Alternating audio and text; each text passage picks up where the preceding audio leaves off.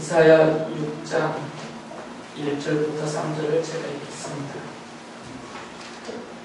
우시야 왕이 죽던 해에 나는 높이 들린 보좌에 앉아 계시는 주님을 배웠는데 그의 옷자락이 성전에 가득 차 있었다. 그분 위로는 스랍들이 서 있었는데 스랍들은 저마다 날개를 6 가지고 있었다. 둘로는 얼굴을 가리고 둘로는 발을 가리고 나머지 둘로는 날고 있었다. 그리고 그들은 큰 소리로 노래를 부르며 화답하였다. 거룩하시다, 거룩하시다, 거룩하시다.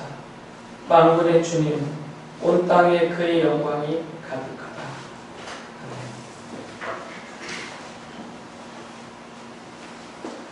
이제부터 몇 주간 살펴볼 이 이사야서는 시편 다음으로 양이 많은 성경이죠. 66장이나 되기 때문에 시편이 150편이지만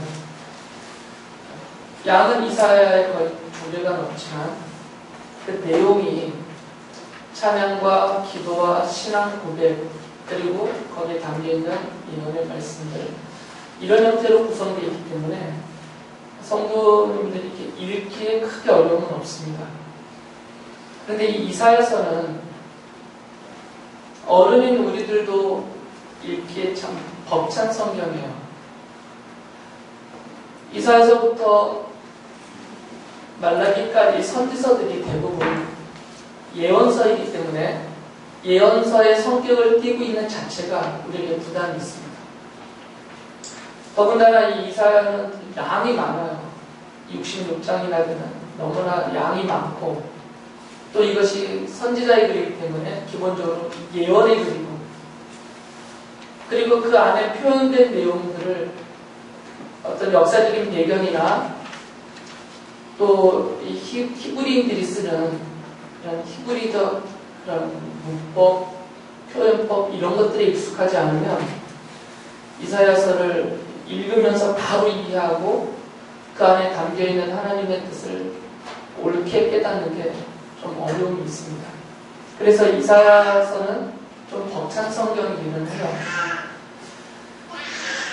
그런데 우리가 기본적으로 알아야 될 게 뭐냐면 이 성경은 단순한 어떤 철학자의 글도 아니고 아니면 봉인된 아무도 읽지 못하도록 또는 읽어도 알 수 없도록 이렇게 봉인되어져 있는 책이 아니라 하나님이 사랑하시는 하나님의 백성들에게 말씀하고 싶어서 그 뜻과 하나님의 계획과 행하심을 알려주고 싶어서 설명하는 형태로 써준 게 기본적으로 성경 전체입니다.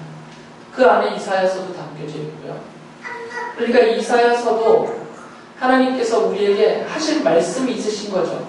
우리에게 알려주고 싶은 말씀이 있어서 그 말씀을 기록으로 담아서 우리에게 주신 거기 때문에 앞서 말씀드린 것처럼 아주 난해하거나 심하게 철학적이거나 계시적이거나 어려워서 보통의 사람들이 읽으면 도대체 모르도록 그렇게 기록해 주시지 않았다는 거죠. 어느 누구나 참된 믿음을 갖고 또 하나님의 말씀에 대한 간절한 사모를 갖고 그리고 진지하게 그리고 오랜 시간을 읽기만 하면 뭐 100% 완벽하진 않더라도 거의 대부분 상당 부분을 받아들일 수 있도록 깨달을 수 있도록 그렇게 써놓으셨어요. 실제로 우리가 이사야서를 비롯한 선지서들을 집에 겁먹어서 이렇게 도전을 잘 안 할 뿐이지 실제로 이사야서를 1장부터 차근차근 읽어나가면 그렇게 어렵지 않습니다. 그래서 제가 이제 몇 주간 드리고자 하는 말씀들은 여러분이 이사야서를 읽으실 때 도움이 되도록 이사야서는 도대체 어떤 성경인지 그리고 어떻게 읽어야 될지 마치 길라다리처럼 테두리를 쳐드리고 안경을 씌워드리려는 그런 식으로 이사야서를 설교를 하려고 합니다. 1장부터 66장까지 한 단어, 한 문장, 한 단락, 한 장 이렇게 설교를 하기 시작하면 몇 년을 해야 돼요. 양이 많기 때문에. 근데 그건 여러분이 그냥 읽으시면 돼요. 읽으시면 뭐 마음만 먹으면 하루에도 다 읽거든요. 그러니까 늘 제가 반복해서 말씀드리듯이 이 강단에서는 설교자의 가장 중요한 역할은 뭐냐면 제 생각, 설교자의 생각, 설교자의 깨달음을 이렇게 던져줘서 받아먹게 하는 이런 역할은 아닙니다. 가장 중요한 교사와 설교자의 역할은 도와드리는 겁니다. 성도들이 스스로 성경을 좋아하도록 도와드리고 성경을 읽을 수 있도록 도와드리고 그리고 성경을 스스로 읽을 때 깨달을 수 있도록 참고서처럼 돕는 역할을 하는 게 설교자의 가장 중요한 역할이에요. 제 자기 변명처럼 들리실지 모르겠지만 그래서 제가 이 강단에서 하는 설교는 거의 대부분이 재미가 없어요. 왜 그러냐면 막 감동을 드리기 위해서 성경 본문의 내용을 막 요리를 해서 그것을 뭘 또 가미해가지고 맛있는 요리로 만들어서 드리면 여러분이 좋겠지만 그건 정말 그 순간뿐이야.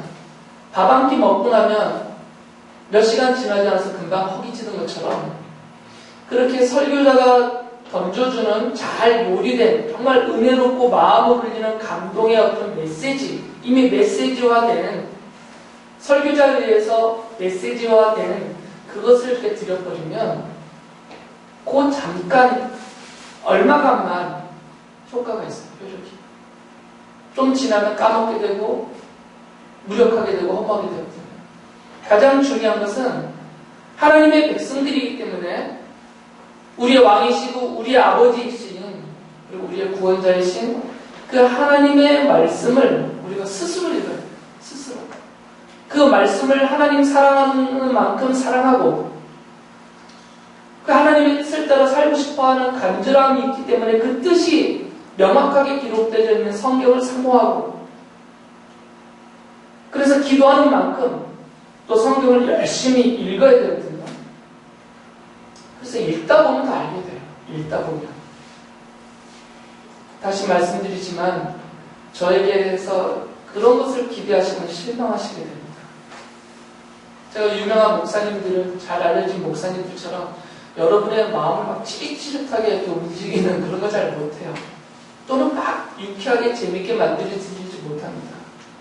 그러나 좀 우직하고 고지식하고 또 답답할지는 모르겠지만 성경을 보는 눈을 어떻게든 가르쳐 드리려고 애를 쓰고 있어요. 여러분도 그런 자세로 이 설교를 들으시고 또 이사야서도 그렇게 들으셔야만 됩니다. 벌써 재미없죠? 아마 여러분이 성경을 읽으실 때 그 어느 훌륭한 목사님이 여러분을 감동시킨 메시지보다 그 감화력보다 성령 하나님께서 직접 성경에 있는 여러분의 마음속에 큰 울림을 주실 것이고 큰 감동과 깨달음을 주셔서 여러분이 더 하나님의 자녀로 살아가는데 큰 힘이 되게 해주실 것입니다. 먼저 이 이사야서를 보려면 그 역사적인 배경을 좀 알아야 되겠죠. 이사야라는 사람이 누구인지 그 사람이 활동하던 그리고 성경을 기록하던 당시에 이스라엘의 역사적인 상황, 배경이 어떠한지 이런 것들을 좀 알아야 왜 이사야서 안에 히스기야라는 왕이 등장하고 아시리아라는 나라가 나타나고 바빌리아라는 나라가 등장하고 왜 이 이사야서 안에 이러저러한 사람, 사건, 사물들이 등장하는가 이런 것을 이해할 수가 있겠죠. 그래서 짧게 또 이 배경만 너무 길게 하면 무슨 교회사가 돼버리니까 세계사 교회사가 돼버리니까 짧게만 좀 요약해서 말씀을 드리면 성경에 나와 있는 것을 갖고 말씀을 드리는 겁니다. 세계사 책에 있는 거 말고 이 이사야 선지자는 우시야 왕 때부터 사역을 시작했던 분이에요. 그래서 이사야서 그 처음 시작해 보면 1장 1절에 보면 이것은 아모스의 아들 이사야가 여기서 나오는 아모스는 뒤에 나오는 아모스서를 쓴 아모스 선지자가 아닙니다. 우리나라 발음은 똑같지만 히브리어가 달라요. 그러니까 아모스 선지자의 아들 이사야가 아니고 이건 다른 아모스입니다. 이것은 아모스의 아들 이사야가 유다왕 우시야와 요담과 아하스와 히스기야 시대에 유다와 예루살렘에 대하여 본 이상이다. 그러니까 이 이사야는 우시야, 요담, 아하스, 히스기야 이 네 분의 왕이 유다를 다스리던 그 시기에 활동을 했던 선지자다 그 말이고요. 그 역사적인 시기를 통해서 하나님이 알려주신, 이것을 배경으로 해서 알려주신 하나님의 말씀을 선포하고 기록한 선지자다라는 것을 알 수 있어요. 이사야 선지자가 본격적으로 선지자로 일하기 시작한 때가 언제냐면 이사야서 6장 1절에 보면 우시야 왕이 죽던 해예요. 그러니까 우시야 왕이 죽던 해에 이사야 선지자가 성전에서 하나님의 인지를 경험하고 거기서 하나님의 말씀을 대언하고 선포하는 선지자로 세움을 받습니다. 그러니까 이 우시야 왕이 죽던 그 해가 주전 745년이에요. 주전 745년부터 약 50년 동안, 그러니까 695년까지 약 4대에 걸쳐서 활동했던 그런 선지자입니다. 그런데 역대하 26장 22절에 보면 우시야의 남은 시종 행적은 아모스의 아들 선지자 이사야가 기록하였더라. 이런 기록이 있어요. 이것을 보면 이 이사야 선지자는 우시야 왕이 살아있을 때 이미 등장했던 사람이죠. 이 이사야서에 나타나는 이런 환상, 이상, 계시를 받은 것은 우시야 왕이 죽던 그날, 그때 시작이 됐지만, 그 해에 시작이 됐지만, 이미 이사야라는 인물이 실질적으로 활동하고 있었던 것은 이 우시야 왕이 죽기 이전부터예요. 왜 그러냐면, 이 우시야 왕이 죽은 기록을 이사야가 계속 남겼단 말이에요. 우시야가 살아있을 때 한 행적들을 그때 기록으로 남아서 어떤 책의 기록을 해놨다는 것이죠. 그건 이사야서는 아닙니다. 지금 그 책이 무엇인지는 정확히 알 수 없고 그것이 지금 제대로 발굴이 안 됐기 때문에 후대에 남아있지는 않지만 그러나 어쨌든 이 이사야라는 사람은 우시야 왕의 행적을 기록했던 사람이에요. 그때. 마치 우리나라 조선 왕조실록을 승경원의 사람들이 기록하듯이 기록한 사람이죠. 그래서 이런 것을 보면 이 유다 왕국 안에 그 왕궁에서 그 왕의 어떤 연대기 그리고 또는 왕의 업적 이런 것들을 이렇게 기록으로 남겼던 궁중에 있는 서기관이었을 가능성이 가장 큽니다. 신분적으로. 이사야라는 사람은 그래서 대부분의 성경학자들은 왕의 기록을 남기는 궁중 서기관이었을 것이다 라고 동의를 해요. 대부분의. 왜냐하면 그가 왕의 행적들을 남겼기 때문에. 이사야라는 사람은 그 정도로만 살펴보면 되고요. 그러면 이사야서를 이제 볼 때 좀 멀리서 이렇게 이사야서를 봐야 되겠죠. 가깝게 본다는 얘기는 한 단어, 한 절, 한 단락 이렇게 살피는 것이고 이사야서를 좀 이제 멀리서 넓게 보면 1장부터 66장을 이렇게 통째로 본다는 거죠. 통째로 보면 크게 명확하다, 절대적이다는 아니지만 대략적으로 크게 보면 이사야서는 세 단락으로 나눠져 있어요. 세 단락. 그래서 1장부터 35장까지는 주로 어떤 내용들을 담고 있는 단락이냐면 유다를 포함해서 지금 유다라는 왕국에서 활동하고 있죠. 이 왕들과 이사야 선지자가 유다를 포함해서 주변에 있는 11개의 나라들 이 11개의 민족과 나라들에 대해서 하나님의 심판 하나님이 이들에게 진노하시고 이들을 심판하시는 하나님의 심판에 대한 내용들을 기록하고 있어요. 1장부터 35장까지. 여러분이 좀 연결시다 보면 7장부터 나오거든요. 거기 보면 유다, 바빌로니아, 아수르 이런 식으로 해서 쭉 나갑니다. 시리아를 포함해서. 그래서 그 주변에 있는 나라들, 모압, 다메섹, 그리고 또 지금으로 말하면 에디오피아죠. 구스라고 돼 있어요. 우리나라 성경에는. 그리고 에돔, 아라비아, 예루살렘, 중국 뭐 이렇게 해서 한 11이라고.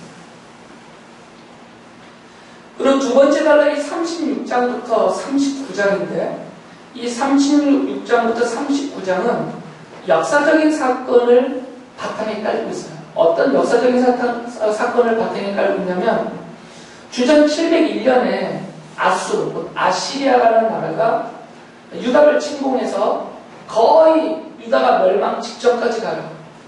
예루살렘을 포위해서 다른 다 전국 점령을 하고 이런 아시리아의 그 유다 침공의 사건을 돌이켜보면서 설명을 해요. 이런 일이 있었다 하면서. 그리고 그때 하나님이 어떻게 구원을 베푸셨는지, 하나님이 이 이스라엘 하나님의 자녀들을 위해서 어떻게 은혜를 베푸셨는지 그 사건을 돌이켜보면서 설명을 합니다. 그리고 또 그 뒤에는 앞으로 이루어질 일, 앞으로 발생할 일에 대해서 예언을 해요. 이것은 이사야가 죽은 다음에 벌어지는 일이기 때문에 이것을 기록하던 당시에는 예언이 되겠죠. 돌이켜보는 역사적인 사실이 아니라 장차 이루어질 일. 그것은 이 바빌로니아라는 나라 때문에 바빌로니아라는 나라가 쳐들어와서 유다를 멸망시킬 것이고 이 유다 사람들을 바빌로니아 땅으로 포로로 끌고 갈 것이다. 이런 내용들이 예견되어져 있죠. 예언처럼. 그래서 아시리아의 침공은 물리치죠. 하나님의 은혜로. 하지만 바빌로니아의 침공에 대해서는 이들은 물리치지 못하고 패배할 것이고 포로로 끌려갈 것이다. 이런 내용들을 기록해놨어요. 두 번째 단락에서. 그리고 그 기록 안에 왜 바빌로니아에게는 망하는가? 아시리아에게는 물리치고 승리했는데 왜 하나님이 아시리아의 침공은 막아주시고 이 바빌로니아의 침공은 막아주시지 않고 망하게 하시는가? 그런 이야기를 할 때 히스기야 왕의 실책을 하나의 비밀로 제시를 하죠. 이 히스기야 왕이 바빌로니아에서 온 사신들에게 자기의 보물창고를 다 열어서 보여주죠. 다시 말하면 자랑질을 한 것이에요. 근데 그 자랑을 누구의 자랑으로 하냐면 하나님을 자랑하는 것이 아니라 자기가 다스리는 유다에 대한 자랑, 그리고 자기의 왕권에 대한 자랑의 형태로 이것을 했어요. 하나님의 은혜로 다 되어진 것인데 그런 하나님 앞과 또 바빌로니아 앞에서 그가 보인 잘못들, 이런 것들이 이 패망의 중요한 원인으로 제시가 되죠. 그런 기록들이 둘째 단락에 나와요. 그리고 세 번째 단락은 이제 40장부터 마지막 66장까지죠. 이 40장부터 66장이 정말 중요한 단락이에요. 물론 다 중요하지만 그 중에서도 이 40장부터 66장까지 안에 지금 우리에 대한 이야기가 담겨져 있어요. 우리에 대한 이야기. 이 신약 성경 시대에 세워진 교회와 성도들에 대한 이야기. 장차 어떻게 교회가 세워질 것이고 어떻게 성도들이 구원받을 것이고 어떻게 하나님의 나라를 세울 것인가에 대한 이야기가 세 번째 단락에 집중적으로 들어가 있습니다. 그래서 이 세 번째 단락에는 이스라엘의 회복, 또 그들의 구원, 이렇게 소망과 회복에 대한 하나님의 약속이 예언의 형태로 담겨져 있죠. 그래서 약속이 들어가 있어요. 약속. 그리고 이 약속이 반드시 지켜질 것이다. 이루어질 것이다. 그것에 대한 어떤 확실한 근거로 제시되는 게 뭐냐면 하나님의 권위입니다. 신적인 권위. 창조주로서의 권위. 만물의 통치자로서의 권위.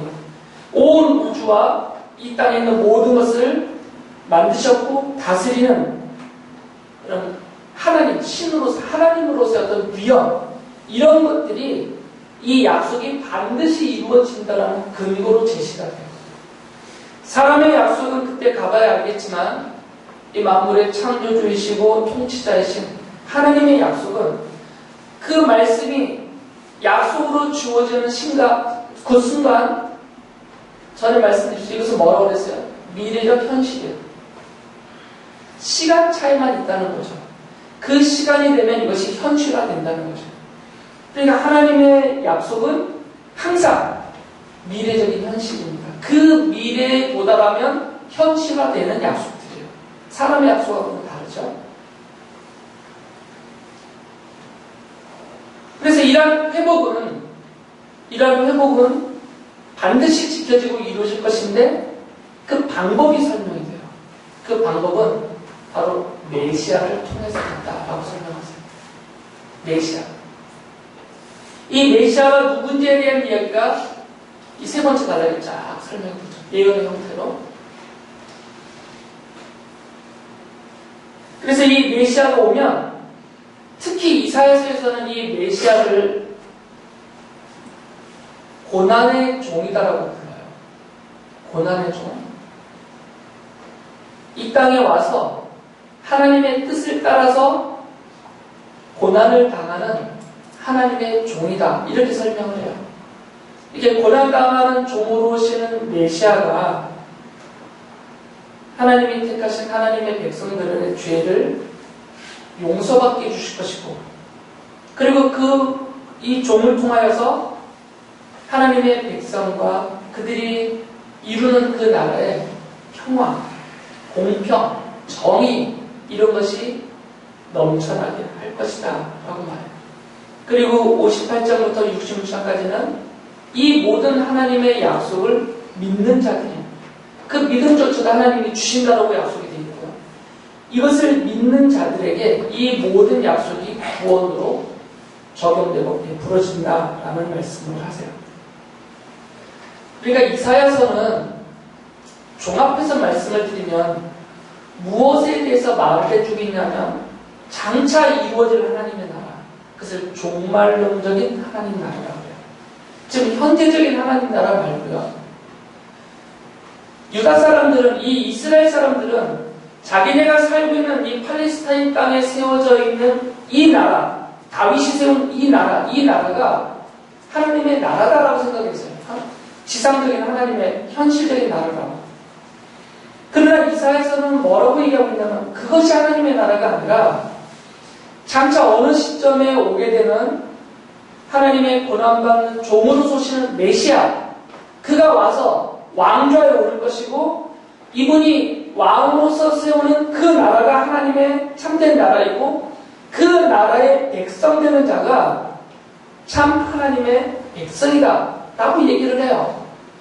그러니까 이사야서가 말하고 있는 이 하나님의 나라는 지금 현존하는 이 땅에, 아직 이스라엘이 망하지 않았으니까 현존하는 이 나라가 아니라 장차 어느 시점에 오게 될 그 나라, 그래서 그것을 종말론적이라고 부르죠. 그 종말론적인 그 하나님의 나라가 반드시 이루어진다. 메시아를 통해서. 이것을 말해주는 성경이 이사야서입니다. 크게 말씀을 드리면 이사야서는 이런 성경이에요. 감이 좀 잡히세요? 이 단락 부분을 잘 하셔야 돼요. 이렇게 전체 66장이 1장부터 35장까지, 또 36장에서 39장까지, 그리고 40장부터 마지막 66장까지 세 단락으로 구성되어 있고, 그 내용은 심판과 그리고 벌어진 일들, 역사적인 사건, 이것을 중심으로 다루고, 그리고 하나님의 약속, 회복과 소망의 약속이 40장부터 66장까지 주를 이룬다. 이렇게 생각하시고 보시면 내용이 이해가 쉽다는 것이고요. 그리고 1장부터 66장까지 전체적으로 이런 구성을 통해서 이사야서가 말하고자 하는 것은 이 땅에 세워져 있는 현실적인 나라가 하나님의 나라가 아니고 장차 오시는 메시아를 통해서 세우시는 그 나라가 참된 하나님의 나라이고 그 나라의 백성은 지금 야곱의 자손들, 이스라엘 사람들이라고 불리워지고 있는 당신들이 아니라 이 안에도 현존하고 앞으로도 나타나게 될 바로 믿는 사람들, 하나님을 믿고 그 약속을 믿는 그 믿는 사람들이 그 나라의 백성이다. 이 이야기를 하는 게 이사야서다라는 거죠.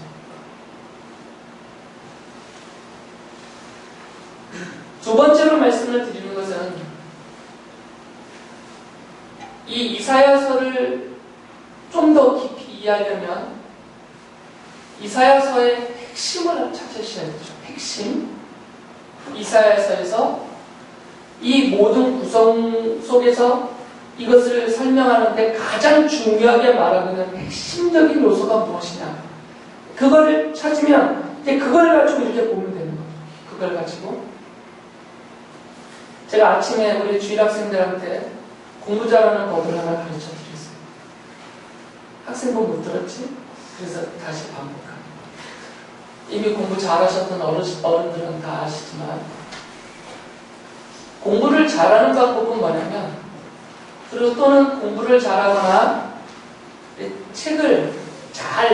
책과 글을 상대적으로 좀 더 잘 이해할 수 있는 방법은 뭐냐면 핵심을 찾아야 되죠. 핵심. 그래서 시험을 볼 때도 이 시험 문제를 통해서 요구하는 답이 무엇이냐 그 핵심을 찾아야 되거든요. 수업 시간에 선생님들이 이렇게 막 가르쳐 줄 때 1시간 수업을 들었는데 듣고 나서 머리만 통증만 심해진 아이들이 있는 반면에 또는 멍하고 도시락 까먹는 아이들이 있는 반면에 1시간을 듣고 나서 자기 머리 안에 선생님이 이 이야기를 하는 것이구나 라고 핵심을 딱 남겨놓는 아이들이 있어요. 이런 애들이 공부를 잘하고 시험도 잘 봐요. 책을 읽을 때도 마찬가지입니다. 책을 읽었어요. 막 마지막 페이지까지 읽고 덮었는데 멍하면 잘못 읽은 거죠. 마지막 페이지를 딱 덮고 나니까 이 저자가 이 이야기를 하려고 이것을 강조했구나. 이렇게 정리가 되면 바로 이해를 한 거죠. 이사야서도 마찬가지입니다. 다른 성경도 마찬가지예요. 모든 성경, 그리고 이 이사야서라는 성경의 핵심이 뭐냐를 찾으십니다. 핵심적인 사상이 무엇이냐. 하나님은 이사야를 통해서 이 66장까지의 기록 안에서 제일 강조하고 있는 게 뭔가. 그 핵심을 찾는 가장 유치하지만 단순하지만 효과적인 방법은 뭐냐면 반복이에요. 반복되는 단어, 반복되는 문장, 반복되는 표현. 중요하기 때문에 핵심이기 때문에 반복되는 거거든요. 중요하지 않으면 반복되지 않습니다. 제가 글을 써도 중요하지 않은 것을 굳이 왜 반복을 하겠어요? 중요하지 않은데 그것은 한두 번 거론하고 지나가지. 그러나 중요한 것은 계속 반복해요. 같은 단어를 쓰기도 하고 표현은 바꾸지만 내용은 같단 말이에요. 계속 반복하고 있는 거죠. 그래서 이사야서의 핵심을 찾으려면 이사야서에서 다른 성경과 비교해서 가장 많이 반복되고 강조되고 있는 것이 무엇이냐를 생각하면 돼요. 그게 뭐냐면 이건 제가 개인적으로 내린 결론이 아니고 이사야서를 연구하는 대부분의 성경학자들이 동의한 내용입니다.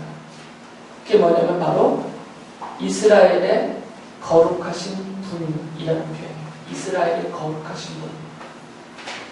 이 이스라엘의 거룩하신 분이라는 표현은 다른 성경에 안 나와요. 예레미야서의 두 구절에만 나타났고요. 거의 대부분의 성경에는 이렇게 명확하게 이스라엘의 거룩하신 분이라는 이 문구 자체가 등장하지 않습니다.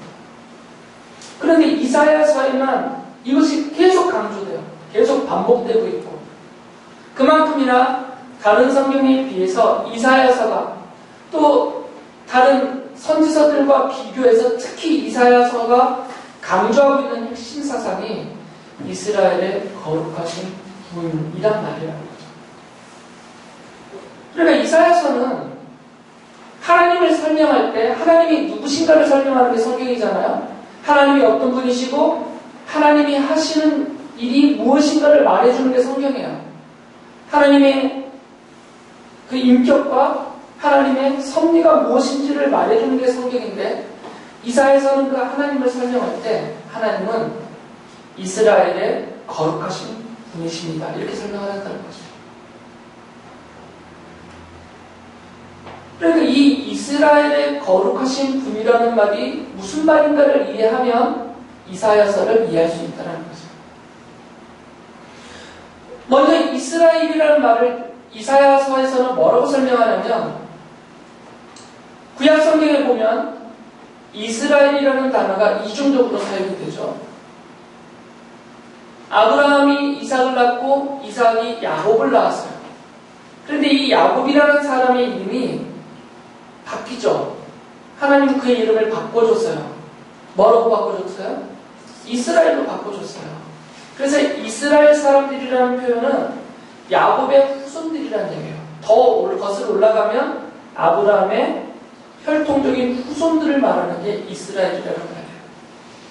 그런데 구약 성경을 보면 이 이스라엘이 등장한 이후에 이 이스라엘이라는 말이 이중적으로 사용이 돼요. 혈통적인 야곱의 후손들을 가리키는 말로도 쓰이지만 또 다른 것을 가리키는 대명사로 사용이 돼요. 그것이 뭐냐면 하나님의 백성입니다. 그러니까 하나님의 백성의 대명사로 이스라엘이 사용이 돼요. 이중적으로 사용이 됩니다. 그래서 구약 성경에 이스라엘이라는 단어가 나올 때는 이 이중성을 갖고 보셔야 돼요. 혈통적인 야곱의 후손들을 말하면서 동시에 그 안에 참된 하나님의 백성들에 대한 내용이 곡선으로 깔려있거나 아니면 많이 분리돼서 나타나거나 아니거든요. 그래서 이사야서는 무슨 얘기를 하냐면 이스라엘은 야곱의 혈통적인 후손들이 아니다, 이 얘기예요. 이 이스라엘은 누구냐면 하나님으로부터 그 40장부터 66장까지 회복과 구원과 소망의 약속을 받는 사람들이 누구냐면 이스라엘 사람들이거든요. 그 당사자가 이스라엘로 등장해요. 유다와 이스라엘로. 이들이 누구냐면 이들은 이 혈통적인 야곱의 후손들을 말하는 이스라엘이 아니고 하나님이 택하시고 하나님이 남겨두시고 그리고 하나님이 믿음을 주신 참된 하나님의 백성들이 이 40장 이후에 나오는 이 하나님의 약속을 받는 당사자로서의 그 이스라엘이다, 이렇게 설명을 해요. 그러니까 이사야서는 이스라엘의 거룩하신 분이라는 표현을 쓰면서 참된 하나님의 백성이 누군지를 말해주고 있어요. 누가 하나님의 백성인가? 그리고 그는 어떻게 하나님의 백성이 되는가? 이 이야기를 설명해요. 그리고 두 번째 단어가 거룩하네요. 거룩하신 분이니까, 이스라엘의 거룩하신 분이니까, 이 거룩이라는 말은 제가 정말 반복적으로 쓰는 말입니다. 계속 반복된다는 얘기는 그게 뭐라는 얘기예요? 핵심적이고 중요하다는 얘기죠. 성경에서 가장 중요한 단어 몇 개를 뽑으라면 당연히 거룩이라는 단어가 들어가요. 그만큼 이 거룩이라는 단어가 성경 안에 같은 중요한 것을 설명하는 그런 열쇠와 같은 단어입니다. 그래서 하나님을 어떤 분이라고 설명하냐면 이스라엘의 거룩하신 분이니까 이중적이죠. 이스라엘을 거룩하게 만들어주시는 분, 이런 표현이 되고요. 실제로 이사야가 그렇게 설명해요. 이 죄로 이방인과 다를 바 없는 이런 죄로 타락하고 진노와 심판의 대상으로 전락해버린 이 이스라엘, 그들을 다시 하나님의 구원의 약속의 당사자로 회복시켜 주셔서 거룩하게 만들어 주시는 하나님. 그래서 이스라엘을 거룩한 하나님의 백성이 되게 하시는 하나님, 이런 표현으로 이스라엘의 거룩하신 분, 이런 설명을 한 거예요. 또 하나는 근본적으로 본질적으로 하나님은 어떤 분이신가? 하나님은 거룩하신 분이다, 이것을 설명합니다. 그래서 이사야서에 보면 하나님의 거룩하심에 대해서 반복적으로 길게 설명을 해요. 그리고 이사야서는 이 이스라엘의 거룩하신 하나님을 세 가지로 구분해서 설명을 합니다. 세 가지로 구분해서 아까 그 세 단락을 중심으로 설명이 돼요. 이렇게 이스라엘의 거룩하신 하나님이 이사야서는 크게 세 단락으로 나눠진다고 했잖아요. 1장부터 35장, 36장에서 39장, 40장에서 66장. 그리고 1장에서 35장까지 첫 번째 단락에 적용을 하면서 하나님은 그 모든 부패와 이스라엘 하나님의 백성들의 모든 부패와 부정함을 심판하시는 하나님으로 표현해요. 왜 그들이 심판을 받을 만하는가? 하나님은 거룩하신데 그들은 부정하기 때문에 심판을 받는다 이렇게 나오죠. 그리고 두 번째 단락과 적용해서는 하나님은 이스라엘 백성을 구속하시고 구원하시는 분이다. 아시리아의 침공으로부터 이들을 구원하신다. 바빌로니아에게 패배하여 포로로 끌려가게 되겠지만 그들을 버려두지 않으시고 이들을 구원하시는 분. 구원하시는 분. 특히 구원하시는 면에 있어서 그들의 죄를 없애주시는 구속주로 설명해요. 그리고 세 번째는 그 약속 안에 담겨있는 회복하시는 하나님의 나라를 세우시고 이 나라를 백성으로 이스라엘을 회복시키시고 그것을 이루시는 그런 하나님으로 이렇게 설명을 하죠. 진짜 딱 여기까지 하니까 시간이 끝나요. 제가 여기까지 할 것 같았어요. 이제 다음 주부터는 이 세 개로 표현된 이스라엘의 거룩하신 하나님에 대해서 설명을 할 겁니다. 심판과 진노하시는 하나님, 그리고 그들을 구원하시는 구속주로서의 하나님, 그리고 그 나라를 세우시면서 회복하시는 그런 언약의 하나님. 이사야서가 그렇게 구분을 해서 설명하니까 이스라엘의 거룩하신 분이신 하나님을 이렇게 설명하니까 이제 그 하나하나를 제가 매주마다 말씀을 드리려고 합니다. 지금 오늘은 사실은 개론처럼 설명을 해드렸어요. 이사야서는 이런 구조를 띠고 있고 이렇게 구성이 되어 있기 때문에 이런 눈으로 봐야 돼요. 그 가장 핵심이 무엇인지를 알고 거기에 맞춰서 이사야서를 읽으면 된다는 거죠.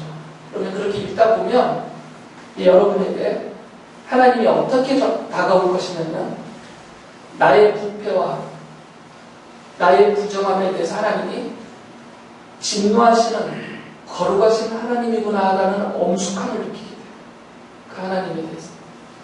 그리고 또 읽다 보면 그러나 그런 나를 하나님이 버려두지 아니하시고 나를 구속하시고 내 이 모든 부끄러움과 죄악과 어리석음을 씻으시고 가려주시고 온전케 해주셔서 나를 구원하시는 나의 구원자이시구나.